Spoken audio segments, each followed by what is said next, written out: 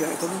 আপনাদের সবাইকে শুভেচ্ছা নিচ্ছি এবং আমাদের যে বাংলা 42টা সিট আছে সেই প্রত্যেকটা সিটকে যেমন যে বাংলা ব্যবস্থা আপনারা করেন এবং এই যে দিল্লির যে ভোট হবে এখানে মমতা ব্যানার্জি নিরঙ্কুশ যেন ক্ষমতা থাকে সেই দিকে আমাদের লক্ষ্য রাখতে হবে, তাহলেই ভারতবর্ষ থাকবে এবং বাংলা উন্নয়ন হবে।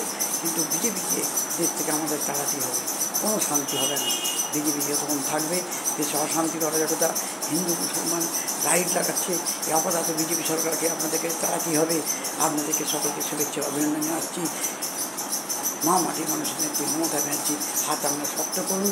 আপনার সকলকে আমাদের এই ভোটে মা মাটির মানুষের নেত্রী কথা মতো তার ছাতার তলা আসুন, তার হাত শক্ত করুন।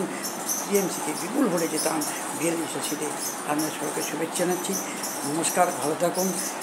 মমতা ব্যানার্জি জিন্দাবাদ, অভিষেক ব্যানার্জি জিন্দাবাদ, তৃণমূল কংগ্রেস জিন্দাবাদ।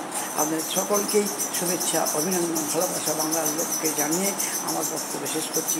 মোহন সিংহ রায়, সোশ্যাল মিডিয়া, বাংলা হৃদয় মমতা মান্দা অনেকালি হুগলি। নমস্কার, আপনারা সবাই ভালো থাকুন, শান্তিতে ভোট দিন, অশান্তির মধ্যে জড়িয়ে পড়বেন না।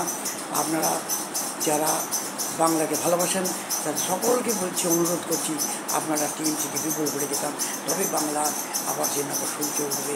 দিল্লি সরকারের মমতা ব্যানার্জি নিরঙ্কুশ ক্ষমতা থাকবে, এটাই আমরা চাই।